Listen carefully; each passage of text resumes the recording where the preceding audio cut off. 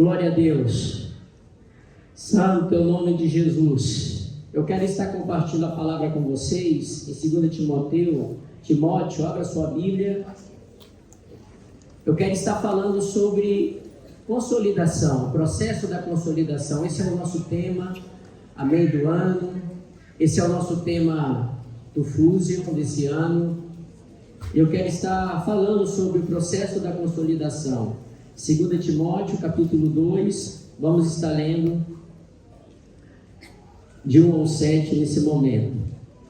Diz assim: Tu, pois, filho meu, fortifica-te na graça que está em Cristo Jesus.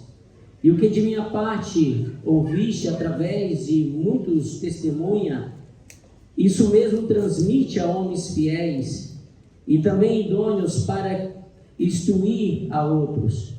Participe dos meus sofrimentos como bom soldado de Cristo Jesus. Nenhum soldado em serviço se envolve em negócio dessa vida, porque o seu objetivo é satisfazer aquele que o aregimentou. Igualmente, o atleta não é coroado se não lutar segundo as normas.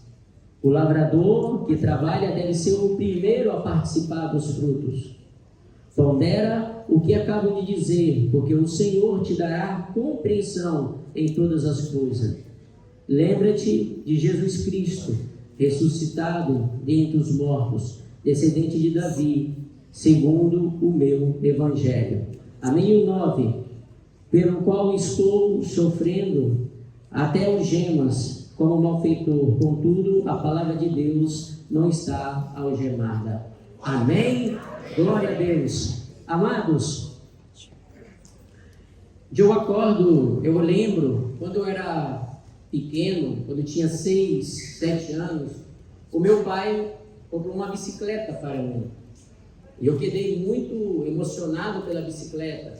Só que não sabia andar de bicicleta, né? Eu não conseguia nem ficar montado na bicicleta. E de repente ele comprou 2 rodinhas e pôs as 2 rodinhas na bicicleta.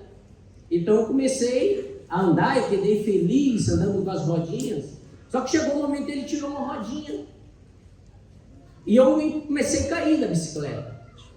Então eu descobri, se eu apoiasse todo o peso de um lado, então eu poderia andar com a bicicleta.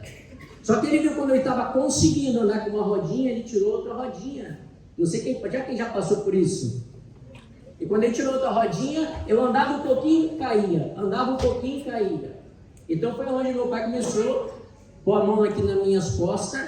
E eu comecei a andar com a mão, com ele com a mão nas costas. E de repente ele soltava, tirava a mão e eu caía. Isso passou uma vez, outra vez. Até que chegou um momento que ele tirava a mão e eu ia sozinho. Só que eu tinha medo de ir com a bicicleta sozinho para alguns lugares. Então meu pai, ele às vezes, montava na bicicleta dele, ou na minha bicicleta pequena, e eu acompanhava ele me levava de bicicleta. Até que chegou um momento, eu fui crescendo, e eu comecei a andar de bicicleta sozinho e ir para os lugares sozinho. Nesse momento, eu entendi que eu fui consolidado ao andar de bicicleta. E isso foi um processo qual eu necessitei da ajuda do meu pai, o auxílio das rodinhas, para que eu pudesse andar de bicicleta. E a vida espiritual, a gente vai entender que é também um processo. Nós vamos entender que na nossa vida espiritual, quando nós aceitamos a Cristo, é apenas o início da nossa caminhada, não é o fim. A gente, ao aceitar Cristo, a gente tem que entender o que é o Evangelho. A gente necessita se consolidar, necessitamos criar raiz para poder permanecer, para poder nos fundamentar, para poder nos fortalecer, para cumprir o propósito que Deus tem para nossas vidas. E eu sempre costumo dizer que a nossa caminhada, ela tem 2 etapas. Todo ser humano, ele necessita, chegar e cumprir a primeira etapa, que é chegar hasta Cristo, que é quando nós encontramos Cristo, temos um encontro com Jesus Cristo. E nesse momento que nós temos esse encontro com Jesus Cristo, né? É onde que Jesus, ele tira nossas cargas, ele tira o nosso fardo. Cristo começa a trabalhar em nossas vidas de uma forma poderosa. E nós começamos a aprender de Jesus. E ele fala, né? Tomai o meu jugo, porque ele é leve. Ele é manso, meu jugo. E é tão interessante que o jugo, ele é um equipamento, o jugo, que é para poder unir dois bois. Geralmente quem ara a terra, né, tem um boi que é já um boi experiente, e eles pegam um boi novo, põem do lado do experiente e põem um jugo que une um boi do outro. E o boi novo, ele aprende com o jugo, ele vai aprender com o boi experiente. E quando Jesus ele diz, né, tomar meu jugo, Jesus está falando, fica do meu lado e aprender de mim. Fica ao meu lado, esteja do meu lado e aprender de mim, que eu vou ensinar coisas grandes e profundas a vocês. Essa é a primeira etapa, que nós já chegamos a Jesus, deixamos todo o nosso fardo diante dele, começamos a aprender diante dele. E nessa etapa é onde devemos também nos revestir de toda a armadura de Deus, como Paulo diz em Efésios 6,3. Nós devemos nos equipar, devemos nos preparar com a armadura de Deus para nos permanecer firmes.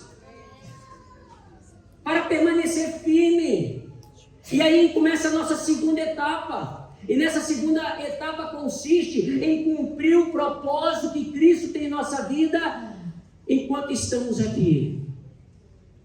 Enquanto estivermos aqui, nós estamos em uma caminhada contínua com Cristo para cumprir o propósito dele em nossas vidas, hasta chegar o momento que vamos estar eternamente com ele.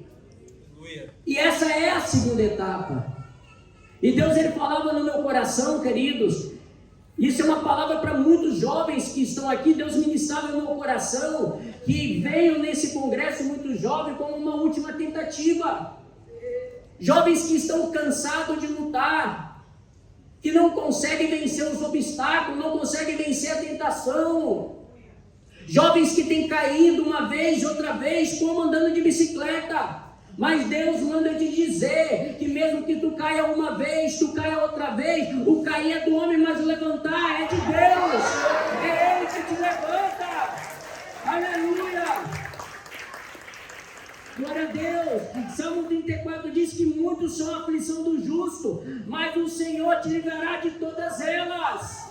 Aleluia. E Provérbio também disse, pois ainda que o justo caia 7 vezes, ele tornará a se levantar. Mesmo que tu caia uma e outra vez, continue com Jesus, que ele vai te levantar, ele vai te fortalecer. Você vai conseguir vencer toda barreira, toda dificuldade e alcançar a meta que está proposta para a tua vida. Se tu crê nisso, aplauda ao Senhor. Aleluia, Deus. Oh, Santo. Aleluia. Nesse processo é muito importante crescermos raízes para poder se estabelecer. Quando nós falamos de consolidar, nós falamos de permanecer, ser resistente diante da dificuldade, diante das lutas. O permanecer, queridos, nos dias de hoje é um grande desafio. Porque hoje nós estamos em um tempo que as pessoas não perseveram. Muitos não conseguem perseverar. Por isso que vemos muitas pessoas se divorciando, muitas pessoas abandonando a fé, muitas pessoas começam um curso, um propósito, não conseguem chegar adiante.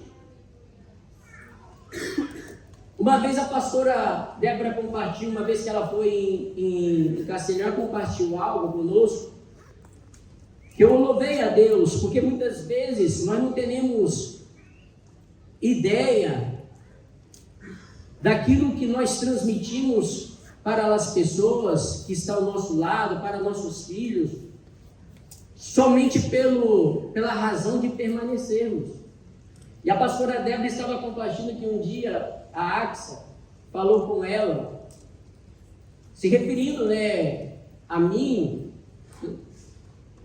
porque quando ela me via, na verdade, eu aí perseverando, dia após dia perseverando, servindo ao Senhor, e isso tocava muito no coração dela. E realmente, né, a Axa, nós conhecemos desde pequena, a Hannah. Né, eu e a minha esposa, nós estamos metade da nossa vida, né, aqui nesse país, e o pastor Ivaldo, a pastora Débora, então metade, fazem parte da nossa vida, metade da nossa vida fazendo parte. E eles, né, têm sido instrumento de Deus para nos consolidar, para permanecermos. Quando Paulo, né, ele diz a Timóteo, né, tudo que, aqui no versículo, né, que o que ouviste de mim, através de muita testemunha, isso também transmite a homens fiéis, que também seja idôneo para instruir a outros. E é o que temos feito, aquilo que temos aprendido deles, é o que temos transmitido a outros que seja idôneo para que possam reproduzir o mesmo, e isso é a consolidação. A gente precisa criar raiz para permanecer. Nós devemos criar raiz para não abandonar a fé.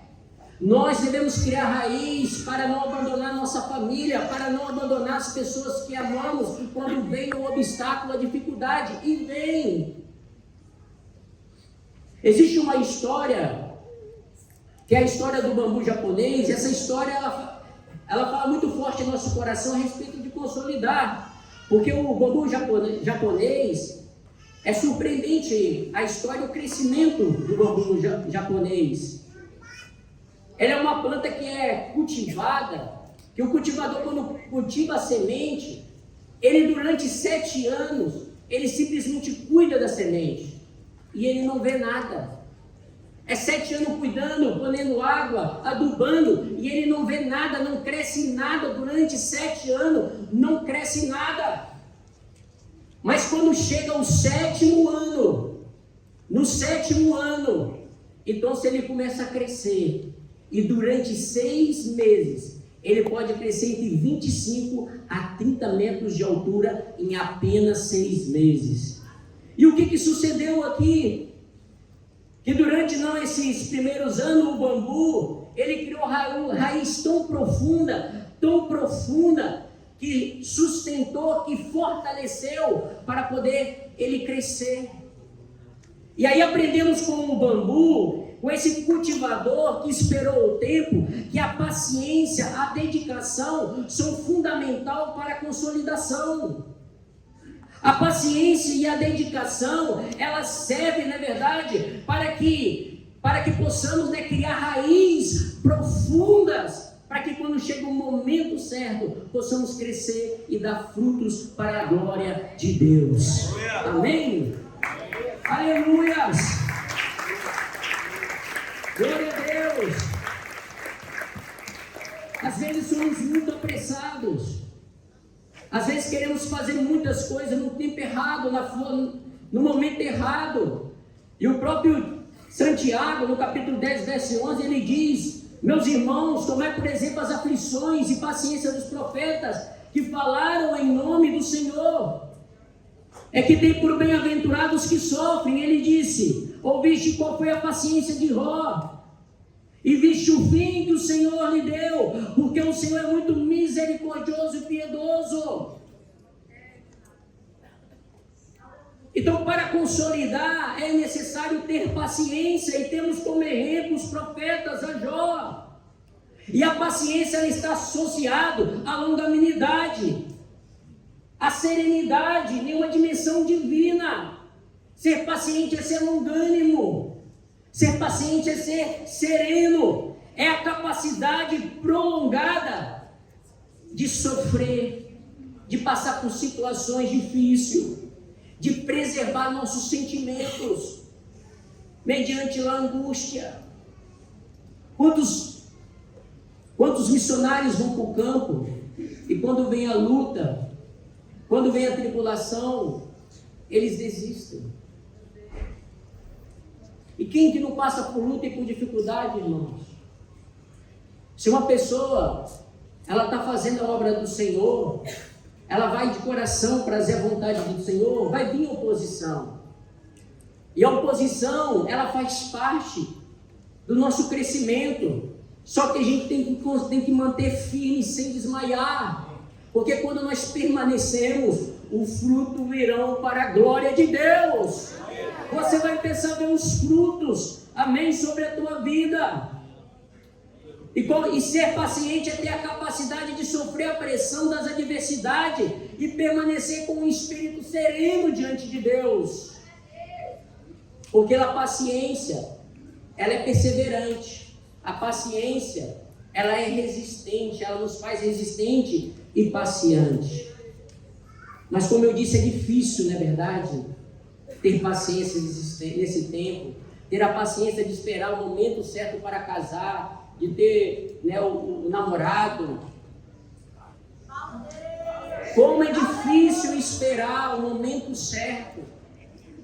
E o grande problema, irmãos, é que quando tomamos decisões equivocadas, às vezes as consequências para o resto da vida.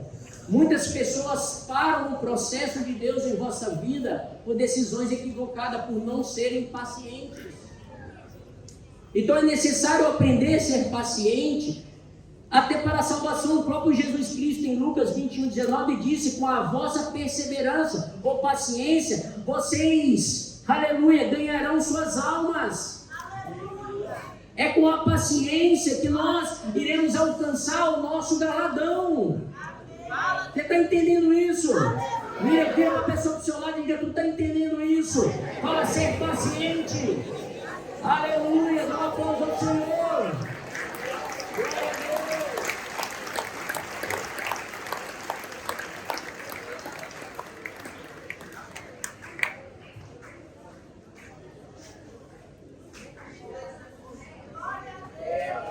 Aleluia, Deus. A paciência é a parte do fruto do Espírito em nossa vida. Quando o Espírito ele começa a ser desenvolvido, o fruto do Espírito começa a ser desenvolvido, a paciência também, ela começa a ser desenvolvida em nossa vida. E também necessitamos, como eu disse, de dedicação para ser consolidado. Necessitamos da paciência, necessitamos da dedicação ou de disciplina. E o texto que nós lemos, na verdade, Paulo diz a Timóteo para fortificar na graça que é em Cristo Jesus. E diz que a gente tem que ser como um soldado, como um atleta, como um agricultor. Porque nós podemos aprender a disciplina, a dedicação que eles têm como cristiano. E quando Paulo, ele diz para Timóteo que tem que ser como soldado, ele estava falando justamente, que o soldado ele é treinado para ser resistente à adversidade, aos problemas. Nós devemos nos consolidar e aprender a ser resistente aos problemas. Sermos resistentes emocionalmente. Sermos firmes para poder seguir adiante. Quando Paulo diz aqui sobre o atleta, ele está falando da disciplina para cumprir as regras. Ou seja, fazer as coisas da forma correta. Aleluia! Tem muitas pessoas que têm boas ideias, mas tomam caminhos errados. Então a gente tem que ser fiel, temos que ser obediente às regras, às normas que o Senhor estabelece para poder alcançar as coisas, mesmo que seja o caminho mais longe, mesmo que seja o caminho mais difícil. Nós devemos ser fiel a Deus, porque se sermos fiel a Deus, podemos contar com o respaldo dele para nossas vidas. Você vai poder contar com o apoio e com o respaldo dele. Aleluias! Eu conto a história de uma irmã, quando a gente estava com a igreja em Portimão. Nós tínhamos um grupo familiar, e a irmã queria ir para o grupo familiar. E a irmã, ela tinha um carro, mas o carro estava sem o seguro. E ela queria ir para o culto familiar, e ela foi assim mesmo, ela juntou outros irmãos e foi para o culto. E a polícia parou. E multou ela, e depois ela se queixou: ai Deus, que eu fui para te adorar. E por que você permite um soldado me multar? O propósito era bom dela, irmã? Sim ou não? Mas o meio que ela estava usando era bom? Não. Então por que queremos dar um jeitinho nas coisas, não é verdade? Por que queremos o caminho mais fácil? Então devemos saber esperar e ter a disciplina correta. E o lavrador, o cultivador, Paulo ele apresenta ele como aquele que é paciente, aquele que sabe esperar o momento. E essa disciplina ela vai determinar em nossa vida esse processo de Deus para Ele cumprir aquilo que Ele tem sobre cada um de nós. A disciplina ela é fundamental. E como cristãos a gente devemos aprender a disciplina da vida cristã. A disciplina da vida cristã ela tem que fazer parte da nossa vida como cristãos. Não é só aceitar Jesus. A gente tem que aceitar Jesus e aprender a disciplina da vida cristã. A própria igreja primitiva, no seu nascedouro, em Atos 2:41, diz que eles perseveravam todo dia na doutrina dos apóstolos, na comunhão, no partir do pão e nas orações. Todos os dias uns com os outros, tenham essa comunhão. E essa é a disciplina da vida cristã que nós devemos desenvolver a cada dia, para sermos consolidados.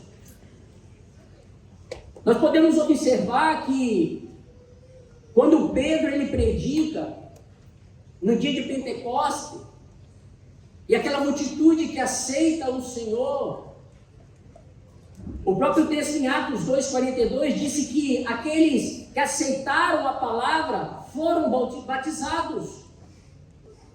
E disse que houve um acréscimo naquele dia de quase 3.000 pessoas. Ou seja, aquela multitude, como 3.000 pessoas aceitaram, ao ouvir a palavra, aceitaram e foram bautizados. A gente vemos aqui a etapa de que, por meio da palavra, nós somos ativada a nossa fé, o Espírito Santo põe um senso de arrependimento em nosso coração, onde reconhecemos nossos pecados, nossas transgressões, onde nós aprendemos e reconhecemos que necessitamos de Jesus, o qual entregamos a nossa vida para Ele. E depois vemos a necessidade de ser todos batizados. Às vezes tem pessoas que estão na igreja, que dizem, que aceitaram a Jesus, mas não são batizados. E quando fala de batismo, pastor, não, estou bem assim, não quero esse compromisso. Mas como é assim? Se o batismo é a confirmação da nossa fé. É a mesma coisa, na verdade, você vai casar com uma pessoa, eu amo. Não, você conhece uma pessoa, e você diz, eu amo muito, mas não quero casar com ela. Até que ponto ama? Então, se a gente ama a Cristo, nós vamos fazer uma aliança com Ele. Vamos fazer um concerto com Ele. Essa aliança eterna vamos fazer. E depois que eles são batizados, eles são acrescentados à igreja. Eles começam a fazer parte da igreja. Porque ao receber a Cristo, ele tem que ser batizado e começa a fazer parte da igreja de Cristo. E muitos também não entendem o que é fazer parte da igreja de Cristo. Tem pessoas que somente vêm à igreja, mas não faz parte da igreja. Uma coisa é vir na igreja, outra coisa é fazer parte da igreja. Quantos jovens só vão na igreja porque seus pais vão? E seus pais deixarem de vir na igreja, você vai continuar vindo à igreja, você vai continuar servindo a Deus, se os seus pais deixarem de vir. Por que você tem vindo à igreja?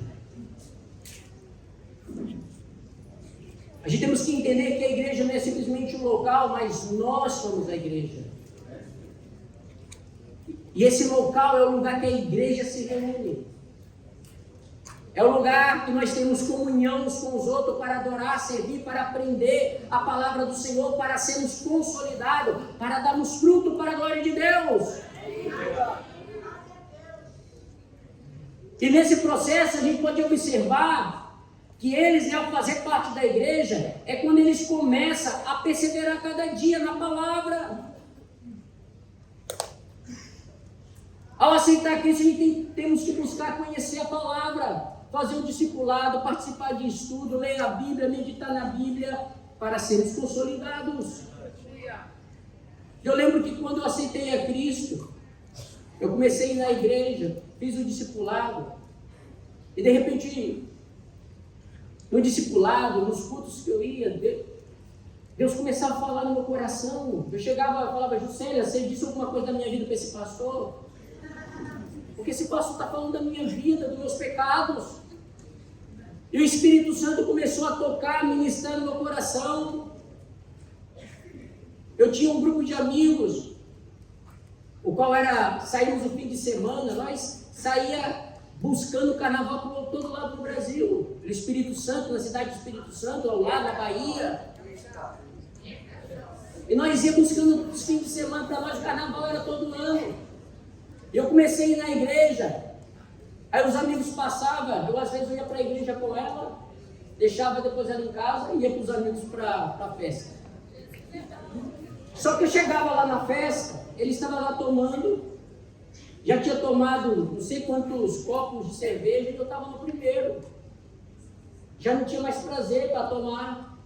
E eles falaram: o que você passa? Passa contigo, Fabrício. Eu não sei, não estou com muita vontade de beber, não. Aí depois eles passavam, eu já falava: então não tenho vontade de ir mais. Aleluia! Deus foi tirando o mundo de dentro de mim, porque a palavra, ela nos limpa. A palavra nos dá entendimento da vontade de Deus. E as coisas mais pequenas que fazemos, o Senhor vai trabalhando.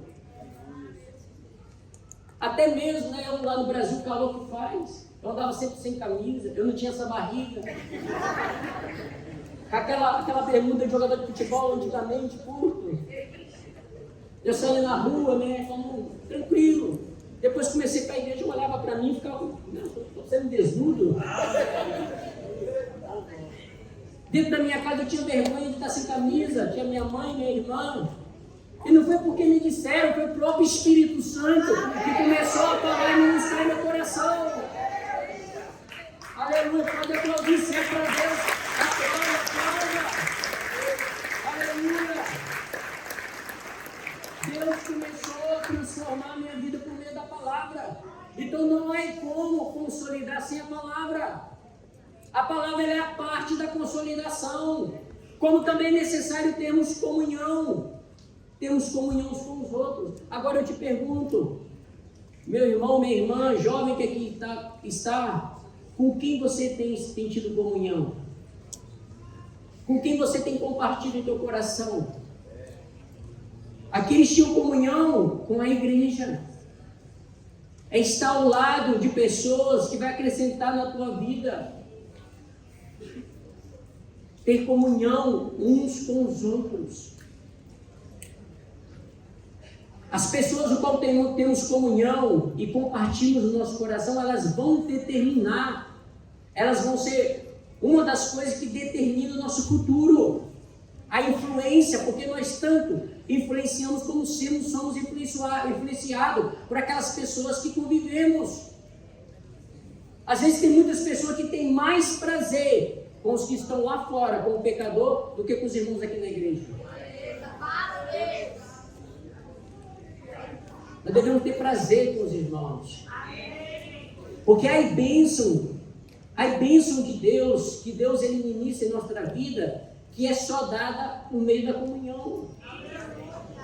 Ela vem por meio da comunhão. No Salmo 103 fala, sobre a unção de Arão, compara a comunhão com a unção, a comunhão dos irmãos, a unção sobre a cabeça de Arão. E Deus determina vida e bendição e bênção quando temos comunhão com os irmãos. Há uma unção de Deus quando temos comunhão. Há coisas que estamos desfrutando nessa comunhão aqui que sozinhos nós não conseguimos desfrutar. Tem coisas que nós recebemos de Deus na nossa intimidade com Ele, Pedro. Tem coisas que tem que ser na comunhão. Todas as duas coisas são fundamentais. E tem muitos aqui: pastor, eu oro em casa, não necessito orar aí na igreja. Só que isso não é bíblico. A gente tem que orar sim em casa, temos que entrar no segredo do nosso quarto, ter nosso momento com Deus, mas temos que orar também na igreja e ter comunhão com os irmãos. Aleluia!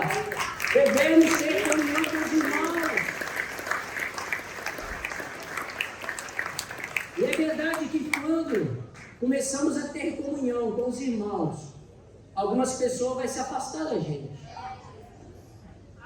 Algumas pessoas vão se afastar. E eu acordo que quando eu comecei na igreja, eu tinha um amigo. Esse amigo era mais do que um irmão para mim. Nós estudamos vários anos sempre na mesma escola e na mesma classe. A gente ia fazer a matrícula junto. E quando eu me converti, eu comecei a falar de Jesus para ele. E ele, Fabrício, você vem falar de novo desse Jesus. E como ele me chamava para poder ir para as festas, eu já não tinha gosto, eu já não ia mais. O Edinho tomou o caminho dele. E eu permaneci no meu. Mas eu falei de Jesus para ele. Aqueles amigos que eu tinha, que era do mundo, eu falei de cada um para eles, eu falei de Jesus. Eu comecei a falar de Jesus para cada um da minha família, para meus tios, para meus primos. Só que por ter agora uma fé diferente, muitos deles se afastaram de mim. E teve uma vez, já tinha passado muitos anos, eu estava em Portugal, eu falei com meu pai disse, Fabrício, eu encontrei o Edinho. E ele disse, sabe o quê? O Edinho disse que vai se batizar.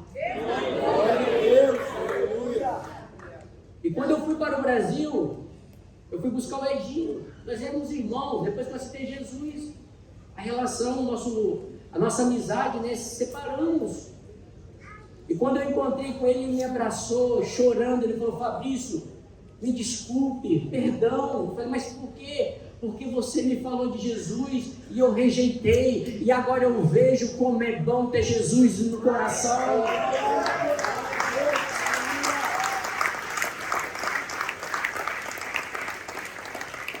E quando eu estava aí no Brasil, eu fui pregar em algumas igrejas, o Edinho sempre ia do meu lado. Sempre ia do meu lado. Eu fui pregar em uma igreja, a igreja do pastor Eduardo, e é uma igreja, né? E lá tem umas cadeiras assim, você senta lá, você fala, meu Deus.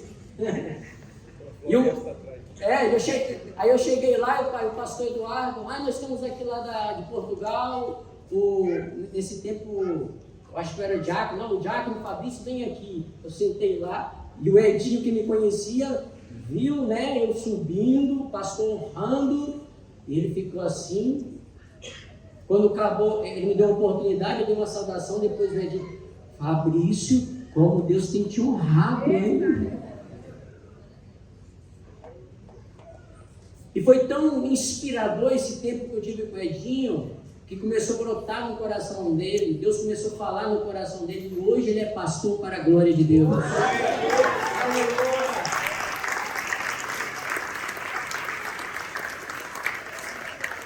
Às vezes ele liga, a gente fala, eu falei, agora somos amigos de verdade. Agora somos amigos. Então é necessário, irmão, termos comunhão com as pessoas certas. Estar ao lado de pessoas certas. E quando você está ao lado das pessoas certas, saiba ficar em silêncio e fazer perguntas sábias e inteligentes. Eu lembro de quantas vezes meu pastor ia viajar, e eu acompanhava, e ele passava, aí perguntava, olha, estava eu, né, outros irmãos, outros obreiros, ele falava, olha, nesse povoado aqui tem tantas pessoas, não tem uma igreja. Eu pensei em perguntar para ver o que ele tinha a dizer, né? Vamos ver se esse tem coração missionário.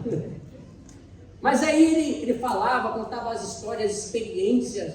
Isso tudo, irmãos, essa é a parte da consolidação. Porque ser consolidado é estar junto, é como andar de bicicleta, né? Está aí ao lado, ensinando. Só que nesse processo de ser consolidado, a gente precisa sermos um discípulo, estar disposto a ser um discípulo, necessitamos de um discipulador. É tão necessário ter a pessoa que quer ser o nosso discipulador, como é necessário nós termos um coração de querer ser discipulado. Porque às vezes tem muitos que têm um discipulador, mas não tem um coração para ser discipulado. E não pode aprender, não pode crescer, não pode consolidar, porque não tem um coração de discípulo ainda. Então esteja disposto. E aí nós vemos o partir do pão, eles compartilham o que tinham uns com os outros, eles perseveravam na oração, e olha, como eles eram tão poderosos na oração na igreja, porque quando Pedro, ele foi preso, estavam para matar Pedro, a igreja estava o quê? Orando, em comunhão, juntos, orando pela vida de Pedro. A oração é poderosa, ela faz parte para sermos consolidados, ela rompe as cadeias da nossa vida. E a palavra diz que eles perseveravam todos os dias, no templo e de casa em casa. Muitas pessoas não conseguem entender a dádiva que é cultuar e celebrar a Deus no culto, no templo. Irmãos, a gente vinha ao culto, não é, se eu puder, se eu tiver com vontade. É uma necessidade que temos. Faz parte da nossa vida como cristãos. Tem que fazer parte. Os dias do culto tem que ser sagrado. Não é se eu tenho tempo.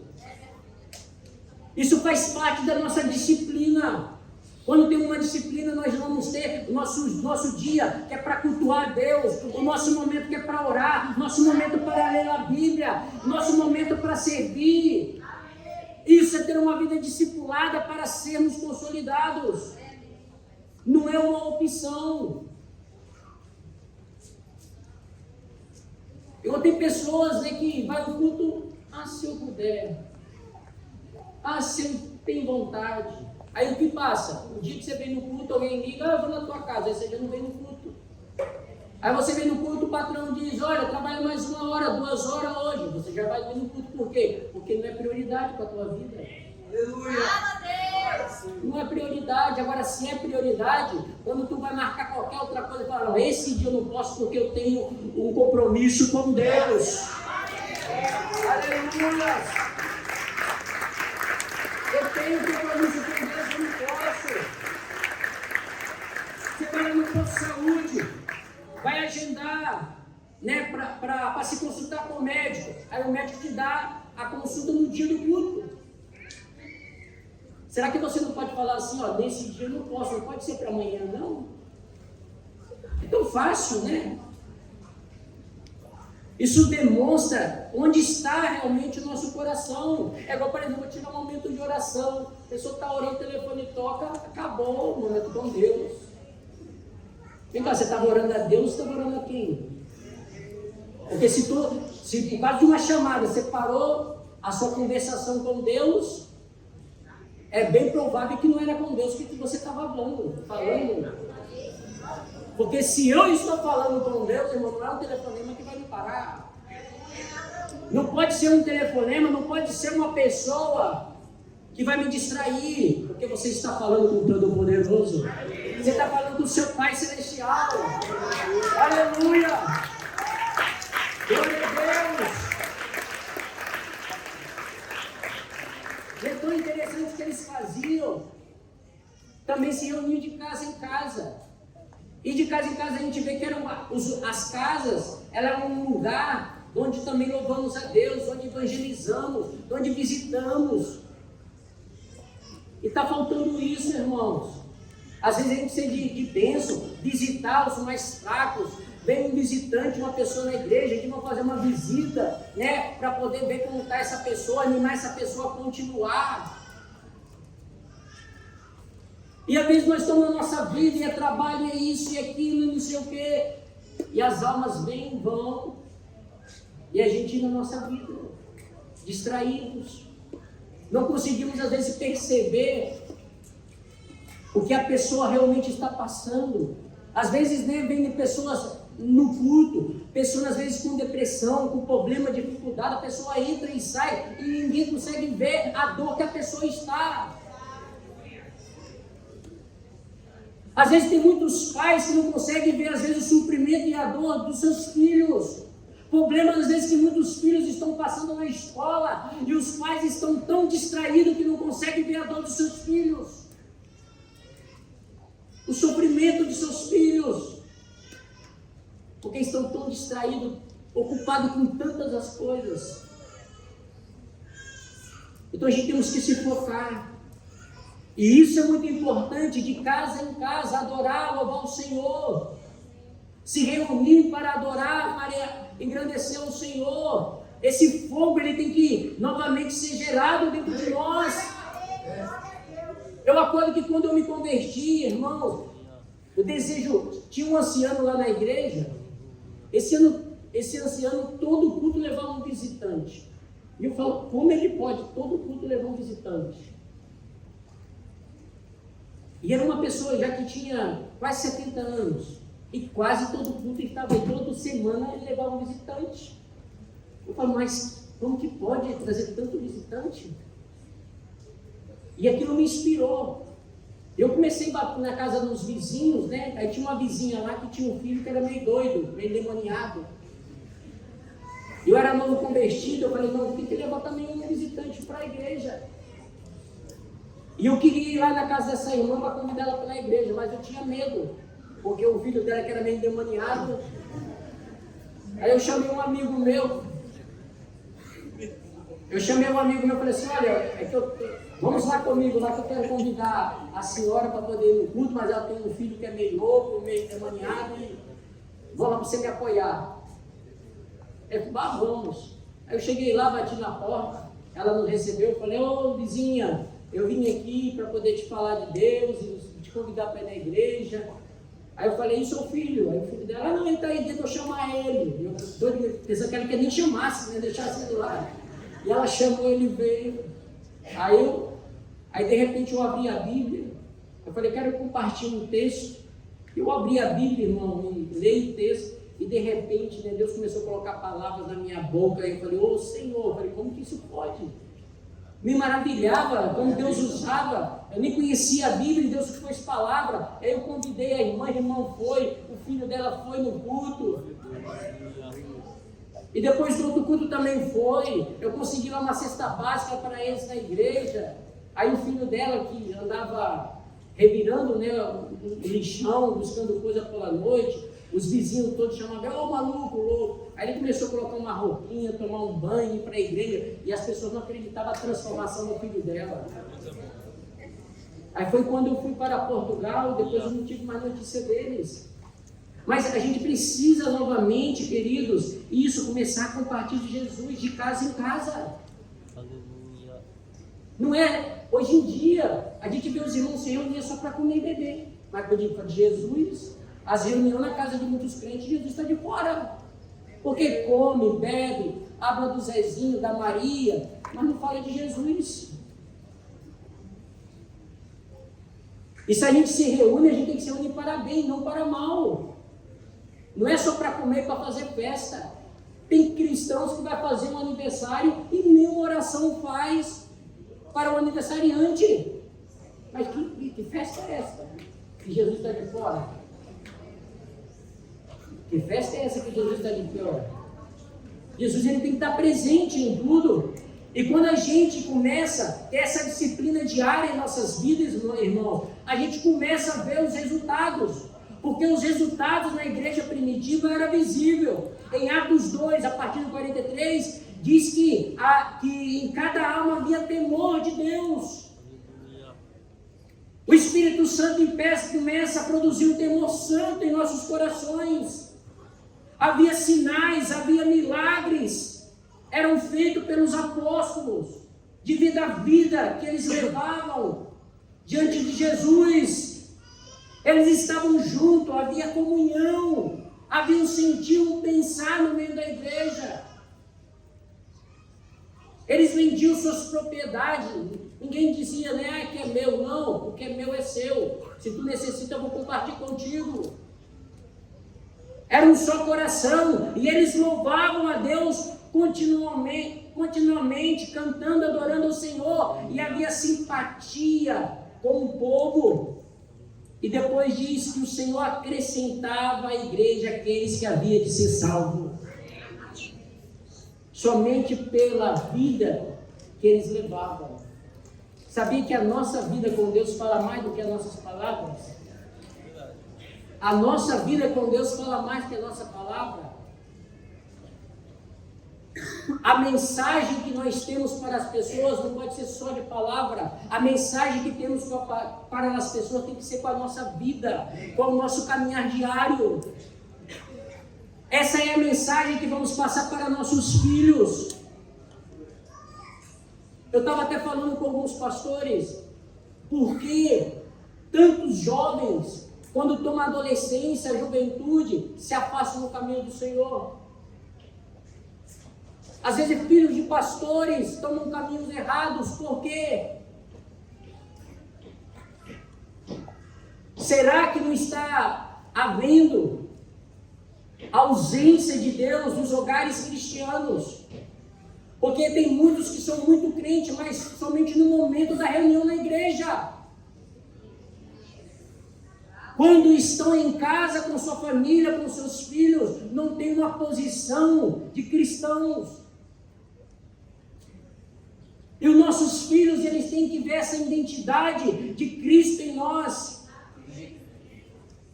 Os nossos filhos têm que ver que nós somos pessoas de Deus de verdade, pessoas que oramos, pessoas que lemos a Bíblia, pessoas que cultuamos, pessoas que amamos a Deus e que servimos ao Senhor com alegria. Não são apenas palavras. Porque quando nós se focamos, irmãos, a fazer as coisas, tomar o caminho certo, é quando as raízes elas vão se aprofundando na nossa vida. E os frutos vêm. No momento certo, o fruto de Deus vem. Nós começamos a ver o resultado. Existe o tempo de Deus para nossas vidas, existe o tempo de Deus para a tua vida. E a Bíblia fala, né, do tanto o tempo, né, que é a hora, o minuto, o segundo que Deus tem para ti. Como também tem o cairo de Deus, que é a dispensação, é o tempo que o Senhor preparou para cada etapa da tua vida. Como também é aquele tempo do cumprimento, quando Deus vai fazer o que Ele tem para fazer na tua vida. Então existe o tempo do Senhor para fazer todas as coisas, mas a gente tem que estar preparados para receber. Aleluia, aplauda, serva do Senhor, aplauda de coração.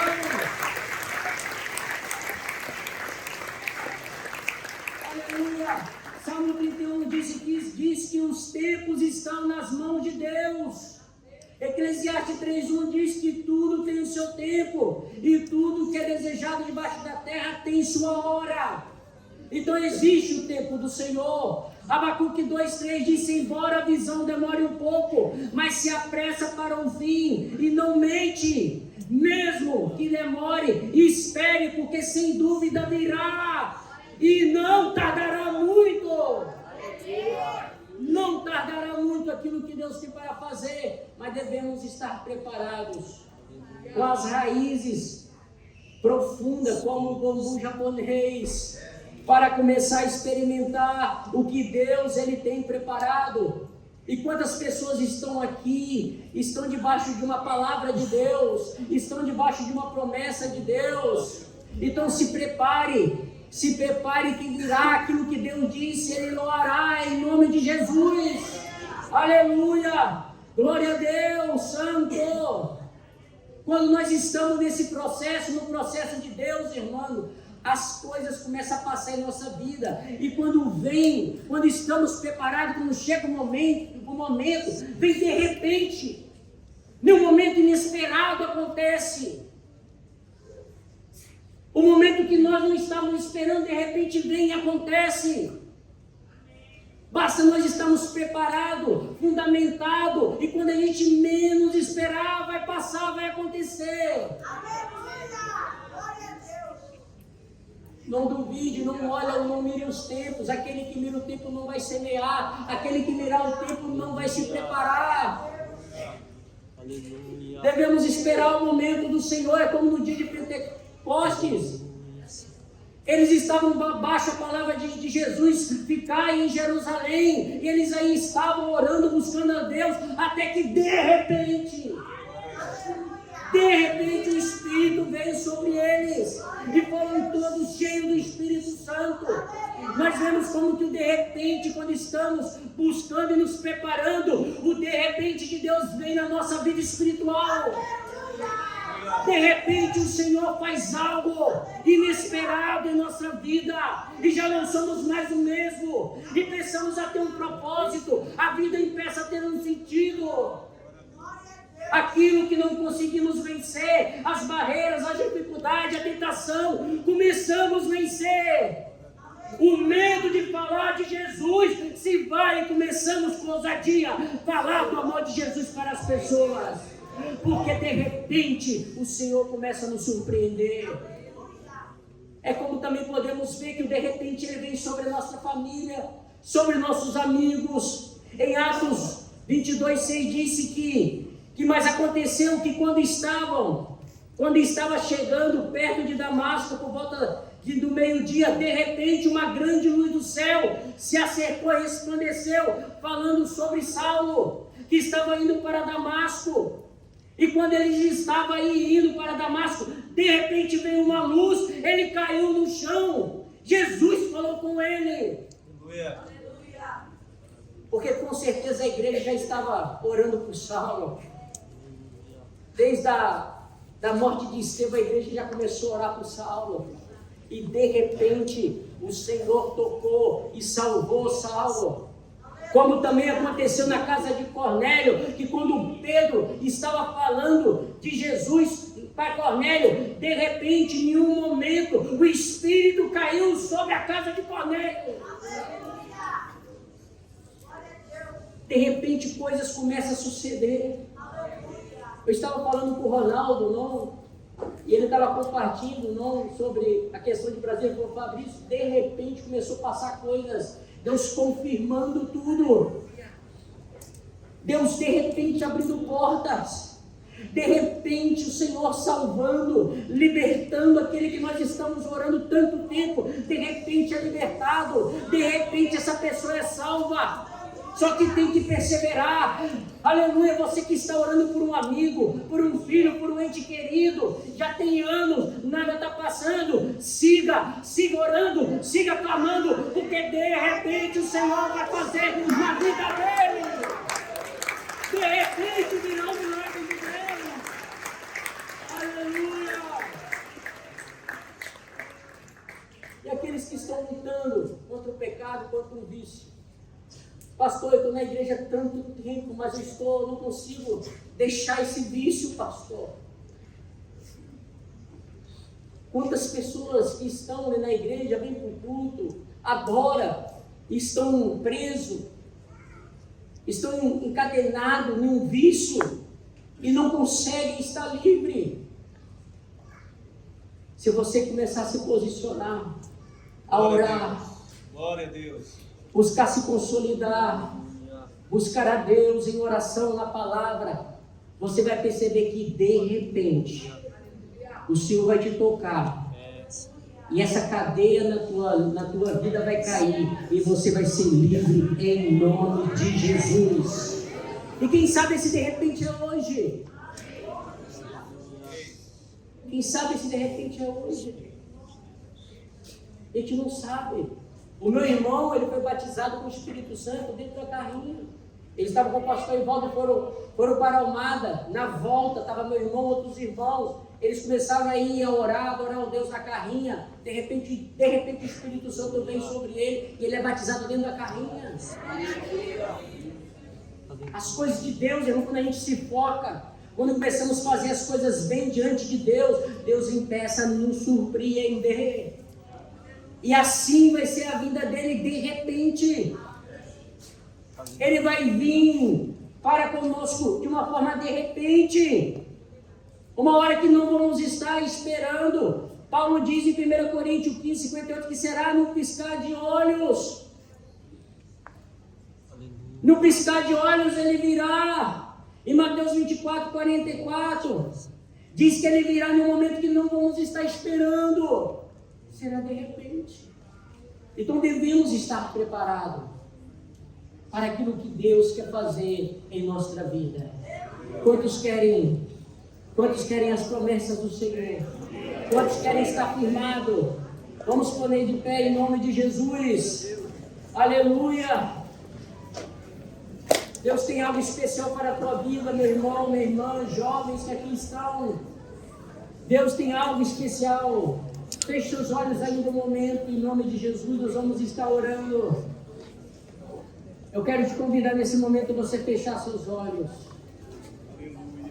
Eleva seu coração diante do Senhor, eleva seu pensamento, a sua mente diante do Senhor. Aleluia! Esse é o momento de sermos aperfeiçoados, firmados, fortalecidos. Esse é o momento de nos estabelecer. Esse é o momento que as raízes possam crescer. Esse é o momento do de repente de Deus na tua vida. Talvez seja agora, talvez seja esse momento. Ponga a tua vida, teu coração diante dele. Prepare-se, esteja preparado. Será em qualquer momento. A intervenção de Deus em tua vida será em qualquer instante, qualquer momento. Basta você estar preparado. Num momento inesperado. Será de uma forma sobrenatural.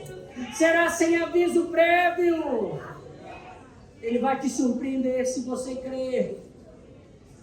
Aleluia, santo, santo Deus. Eu não sei quantos que estão aqui desejam ser consolidados, desejam receber de Deus aquilo que está preparado para ti. Há coisas únicas que Deus tem para ti, somente para ti. A promessa de Deus que ela é única para a tua vida, única para a tua vida. Eu queria nesse momento, eu queria fazer um chamado.